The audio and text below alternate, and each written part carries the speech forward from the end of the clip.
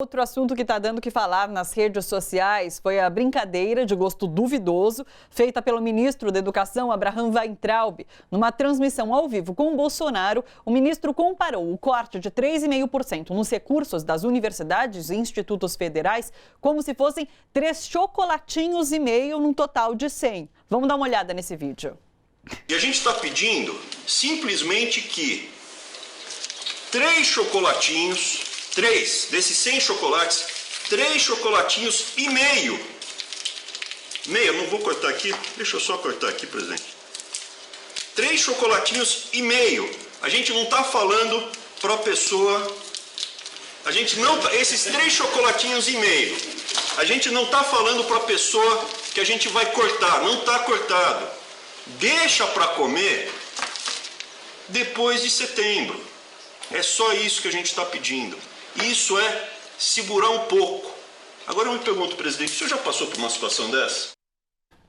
É muito simbólico, é muito curioso que o ministro da Educação fala assim, olha, vamos esperar para comer até setembro. E o Bolsonaro vai lá e pega o chocolatinho e enfia inteiro na boca.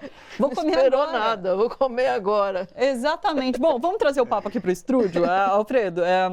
Como professor de história, historiador, eu queria que você analisasse esse momento político atual. Inclusive, Bolsonaro tem colecionado algumas derrotas. E eu queria que você analisasse se é possível que nasça uma vontade de governar sem oposição. E a gente tem casos na história de que isso aconteceu de fato. Como você analisa esse momento? Claro, né? É bem interessante porque nós estamos fazendo 100 anos agora também da primeira manifestação fascista de Mussolini, não? E se nós pegarmos, por exemplo, o próprio vídeo, né? Ele demonstra uma tentativa de se recriar aquelas figuras carismáticas, a ideia de governar com uma plateia sem a necessidade de parlamento, não? Então, é muito perigoso porque não é só no Brasil. Se nós olharmos de uma maneira geral, você vê na Itália, você vê o Vox na Espanha, que conseguiu algumas cadeiras, não? Na Inglaterra, na Suécia, uma série de figuras muito parecidas com o Bolsonaro, que adoram governar através dessas mídias sociais, não? Como se não existisse uma oposição parlamentar, que é até um certo desprezo, apesar dele falar tanto em democracia, mas você percebe que não é muito acostumado às práticas democráticas reais, né? Claro. Agora, inclusive, em relação a esse decreto das armas, que já está sendo questionado pelo Congresso. E não foi a primeira vez que ele faz um decreto e bota em prática algo que ele prometeu em campanha. O decreto é uma dessas medidas, uma dessas ferramentas que ele tem usado para governar. Existem outras medidas? A gente pode falar, por exemplo, que nos próximos dias, meses, ele pode lançar um ato institucional, por exemplo? Você vê essa possibilidade de acontecimento? Olha, eu creio até que não. Apesar, o perigo sempre existe, não? Mas, assim, em tão pouco tempo, ele já teve várias derrotas. Isso demonstra que ele não consegue ter uma maioria e nem formar uma maioria no parlamento. Sendo assim, praticamente todas as medidas que ele vai tomar sem um acordo ou desprezando a política no sentido positivo dela, que é você argumentar, que é você discutir, que é você às vezes ceder, a ideia é de que, como eu volto a falar, daquelas lideranças autoritárias, que você pode governar acima, que a sua vontade tem que se sobrepor. E você tem, então, no Congresso, uma série de parlamentares, tanto de oposição, quanto também até aqueles que, de certa forma, apoiam o governo com algumas ressalvas, que não aceitam isso, né? Então, eu creio que o mais coerente é imaginarmos que ele vai ter outras derrotas ainda. Agora, Alfredo, deixa eu te perguntar uma coisa. Quando a gente faz um levantamento de características do fascismo, eu enumerei algumas coisas. Nacionalismo extremo, desprezo pela liberdade política, crença na hierarquia social natural no domínio das elites, preparação da população para um conflito armado, governo militarista. Com essas características, a gente olhando a nossa situação política do momento, a gente pode dizer que a gente está quase num movimento fascista, não pode?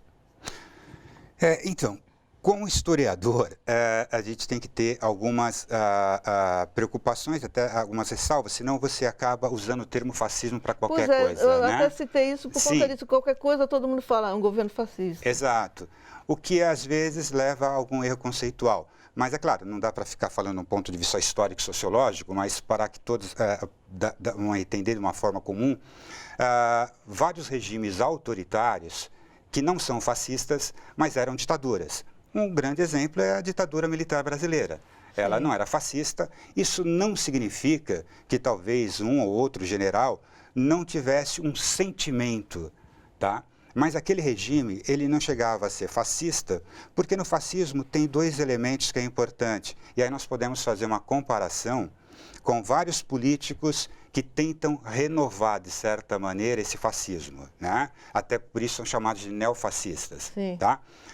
O fascismo, pegando o exemplo do Hitler e Mussolini, ele tinha muita questão em relação às manifestações populares, a ter um partido que fosse de massa também. Por exemplo, se olharmos tanto a ditadura chilena ou a brasileira, por mais que no Brasil você tinha um partido apoiando a ditadura, a Arena, ela não era um partido de massa. Tá? Então, essa característica é importante porque para aquelas lideranças fascistas, se não há democracia, para você dizer se o teu presidente está certo ou errado, havia manifestação popular. Cada vez que ele fazia uma manifestação popular, era uma forma de legitimar o seu poder. Não dizer para os países onde havia uma democracia, olha, vocês têm o voto, mas eu tenho a massa. Né? Então, isso era muito presente. Mas se pegarmos um ponto, e aí nós podemos fazer essa comparação, essas lideranças atuais utilizam as redes sociais nesse formato. Porque hoje é meio... Aí é uma forma de controlar as massas, pelo menos de mostrar que tem uma massa a favor. Sim, uma forma moderna. Né? Exatamente. Se eu não tenho aquela manifestação no estádio, eu tenho uma coisa mais simples, um Twitter, um like. Milhões de likes. Exatamente, exatamente. E né? tem quem se convença? Oi? Tem muita gente que se convence? É claro, porque aí nós vamos entrar em algumas questões sobre por que as pessoas são suscetíveis. E um ponto muito importante é crise. Sim. Nas crises econômicas, por isso é interessante a gente voltarmos a falar do fascismo há 100 anos, porque lá era o final da Primeira Guerra Mundial. Havia uma crise do capitalismo muito grande. Havia ocorrido uma revolução socialista na Rússia que amedrontava as elites, né? E depois você tem a crise de 29, que também possibilitou a chegada ao poder do nazismo, então pelo menos forneceu muita base para isso, né? E hoje você tem um mundo que passa por uma crise de desemprego, uma crise econômica, aonde você então encontra pessoas que ficam suscetíveis a tentar resolver a sua situação individual de uma maneira mais fácil. E aí a crença em figuras salvadoras. Né? Por isso que talvez, não estou dizendo que eles sejam fascistas, mas eles lembram um pouco isso, que Bolsonaro, Trump, Salvini, por exemplo, são essas figuras populistas, demagógicas. Não? Então, agora a gente acabou de falar sobre a questão da inflação, que está subindo aqui no Brasil, e isso acho que é uma forma muito simples de as pessoas captarem a extensão da nossa crise, né? Além do desemprego, de tudo isso. Agora, nos Estados Unidos, por exemplo, não estão com problema de desemprego e a economia lá está bem estável. Então, aqui a gente está vivendo uma situação bem diferente deles lá. Essas coisas que a gente está vivendo aqui agora, de certa maneira, podem dar uma balançada no governo Bolsonaro, de alguma maneira? Olha, estou falando com relação à reação popular. O fascismo, e aí a gente vamos até fazer uma relação com o Trump e com o Bolsonaro nesse sentido, ele cria inimigos. Não? O Mussolini e o Hitler falavam muito contra o anticomunismo, mas falavam também contra antiliberais, anticonservadores, anticlericais, eles eram anti-tudo. Né? Com as devidas ressalvas, se nós olharmos o Trump com a anti-imigração, que é uma coisa que está muito presente em várias outras figuras iguais, né? E se nós chegarmos ao exemplo do Brasil, existe uma coisa de um inimigo. O inimigo é todo aquele governo anterior que parece que a nossa tragédia foi só ali. Né? Eu li um texto de um professor bastante interessante que ele compara Trump com Bolsonaro, falando que Trump nos Estados Unidos tentou destruir o Obamacare, que foi a grande construção do governo passado. Sim. E aqui no Brasil, Bolsonaro tenta destruir a educação, que também foi um grande legado dos governos passados. E é isso que a gente está vendo, esses cortes na educação. Por outro lado, muita gente tem saído às ruas, principalmente o movimento estudantil. Estudantes, os jovens têm ido... Estão começando a sair. Está começando a acontecer uma movimentação. Para onde que essas movimentações podem nos levar? Eu acho que nós estamos começando a... De certa forma, nós às vezes avaliamos o brasileiro como um povo passivo, e eu sempre falo muito isso na história. A história do Brasil, né, ela é muito cheia de lutas, não? Você pega todos os períodos, sempre houve muitas manifestações. É que é óbvio que, de uma certa forma, os governos sempre tentaram vender a imagem do povo pacífico. Então, se olharmos que em tão pouco tempo ele já está tendo derrotas no parlamento e você já está vendo pessoas saírem às ruas, significa que, no médio e longo prazo, se essa situação econômica não for resolvida, se não houver uma reforma ministerial para termos, pelo menos, ministros que não passem esse vexame de chocolate, etc. Né? Parece tudo uma grande brincadeira. Porque são pessoas completamente despreparadas, essa é a verdade. Aliás, como ele mesmo. Né? Se há uma questão também muito presente, lá atrás, no fascismo, é a adesão de muitos aventureiros. Não? Pessoas que tinham um sentimento autoritário, mas eram aventureiros, não tinham preparo real para exercer algumas funções. Então, isso, pelo menos, me faz acreditar que nós vamos ter um ano de muitas manifestações, até porque não é só a questão dos trabalhadores, não, nós vamos ter a relação de aposentados, dos estudantes, e também uma parcela, acho que do próprio empresariado, que já começa a olhar com desconfiança. Sim. Muitos entendem a história como cíclica, né? Você acredita que a gente está vivendo esse momento, ele é cíclico, que a gente pode retomar um processo mais democrático da história? Mas tem aquela história também de quando a história não se repete, quando se repete em forma de farsa. E o que a gente vai ter que passar para chegar nesse momento, talvez, de um período mais democrático? Sem querer entrar na ideia de leis da história ou leis de mercado, não.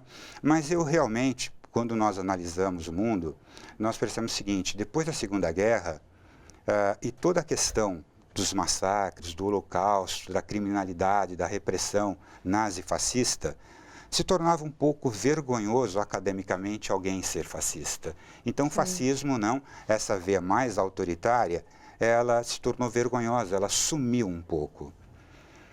E nós tivemos um período conservador, nós tivemos, né, o Ronald Reagan, só para pensar na história, né?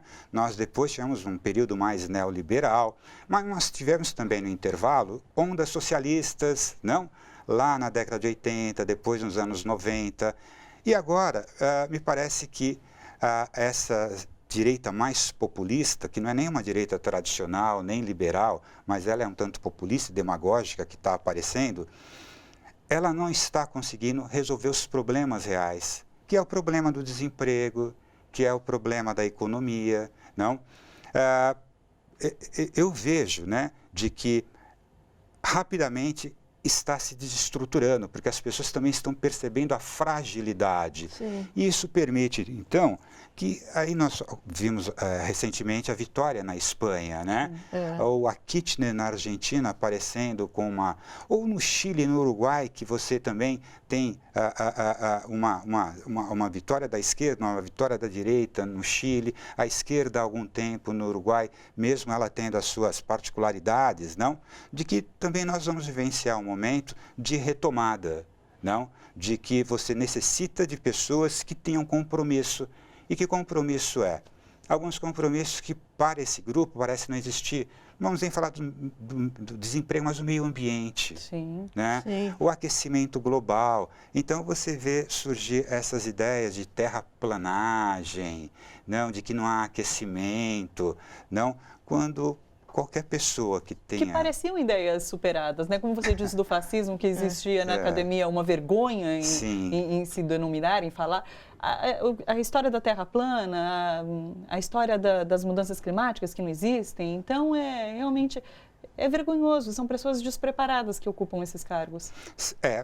E com as redes sociais, o que é que você tem? Como que é muito fácil você ir lá e colocar qualquer coisa. As redes sociais permitiram, então, que esses grupos e até essas pessoas que têm esse sentimento possam se expressar. Na realidade, elas sempre estiveram ali, elas não tinham canais de expressão. E aí nós, às vezes, se assustamos, porque parece que é uma maioria, mas não é verdade também, né? Mesmo que tenha havido uma vitória democrática e legítima, não significa que aquela porcentagem é realmente de pessoas que concordavam com tudo, né? Muito era do momento, e às vezes a democracia tem isso, não?